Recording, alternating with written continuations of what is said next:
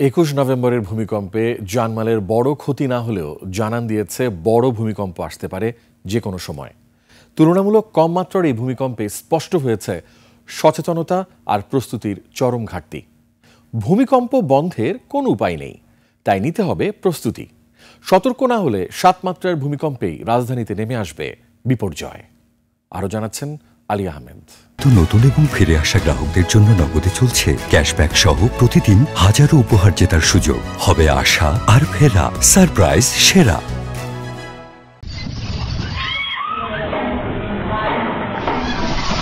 Richter স্কেলে ৫.৭ মাত্রার ভূমিকম্পেই মারা গেছে ১০ জন, আহত শতাধিক। ফাটল ধরেছে বহু ভবনে। আতঙ্কে তার চেয়ে বেশি ফাটল ধরেছে মানুষের মনে। দেখা গেল প্রাকৃতিক এই দুর্যোগ মোকাবেলায় সরকার কিংবা সাধারণ মানুষের মোটেও প্রস্তুতি নেই।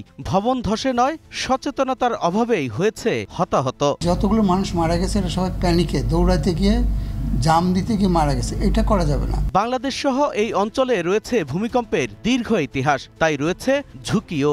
গবেষণা বলছে মধুপুর ফাটল রেখা বরাবর ৭ মাত্রার ভূমিকম্পে লাখো ভবন ধসে পড়তে পারে। আর্থিক ক্ষতি হবে $২৫০০ কোটি বা ৩ লাখ কোটি টাকার সমান। ভবনগুলো নির্মাণে ব্যয় হবে প্রায় ৫.৫ লাখ কোটি টাকা। ঢাকার কাছাকাছি কিন্তু এর আগেও ভূমিকম্প কিন্তু আরো হয়েছে বেশ কয়েকটা। মূলত পুরো বাংলাদেশেই কিন্তু ভূমিকম্প হয়েছে, এরকম রেকর্ড কিন্তু আছে। ভূমিকম্প কখন হবে তা কেউ জানে না, তাই ভূমিকম্প নিয়ে ছড়ায় গুজবও। ভুয়া ছবি ভিডিও ছড়িয়ে আতঙ্ক বাড়ায় কিছু চক্র। এক একজন এক এক রকম কথা বলছেন, তাতে বিভ্রান্তি সৃষ্টি হচ্ছে। সরকারও মিসগাইডেড, যারা পলিসি মেকার তারা মিসগাইডেড হচ্ছেন। তো এই জিনিসটা আসলে ঠিক নয়। ভূমিকম্প শুরু হলেই জনমনে সৃষ্টি হয় আতঙ্ক, বাড়ে ছুটোছুটি, যার ফলে প্রায়ই ঘটে অনাকাঙ্ক্ষিত ঘটনা। বিশেষজ্ঞরা বলছেন ভূমিকম্পের সময়ে করণীয় সম্পর্কে জানতে হবে সবাইকে। ভূমিকম্পে যেটা প্রকটভাবে দেখা গেছে যে আমাদের সচেতনতার অভাব আছে। ভূমিকম্পের সময় কি করণীয় সেটাই আমরা জানি না। বহুতল ভবনে থাকলে আশ্রয় নিতে হবে ভবনের ভেতরেই নিরাপদ স্থানে। ভূমিকম্পের সময় যদি এরকম টেবিল বা কিছু না পান, তাইলে ইটের দেয়াল না, কংক্রিটের দেয়াল বা কংক্রিটের কলাম বিমের কাছে ওই জায়গায় চলে যেতে পারেন। ভূমিকম্প থেকে বাঁচার জন্য সচেতনতা তৈরির উপর জোর দিয়েছেন বিশেষজ্ঞরা। প্রয়োজন নানা প্রশিক্ষণের। কমিউনিটি একটা অ্যাওয়ারনেস গুলো আছে এবং কমিউনিটি বেসড একটা ট্রেনিং একটা করতে পারি। জাপান সহ বিভিন্ন দেশে বিল্ডিং কোড মেনে ভবন নির্মাণ করে ঝুঁকি কমিয়েছে।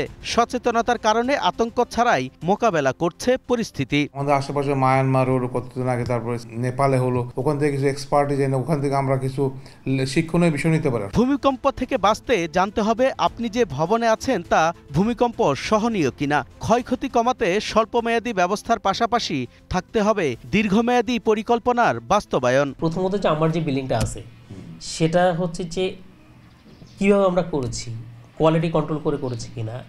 তো এইভাবে হচ্ছে ইনফরমেশনটা নিতে হবে। নেওয়ার পর দেন হচ্ছে যে আমরা অ্যানালাইসিস করে দেখতে পারি যে হচ্ছে যে ওই বিল্ডিংটা আমাদের কোড ফলো করে কতটুকু ল্যাগিং আছে। রাজুক বলছে সামনে বড় ভূমিকম্প মাথায় রেখেই কাজ শুরু করেছে তারা। রয়েছে পরিকল্পনাও। কোথায় কোন বিল্ডিংটা একদম ধসে পড়ছে, ভেঙে গেছে, মেজর ফল্ট যেগুলো হয়েছে সেখানে আমরা করছি।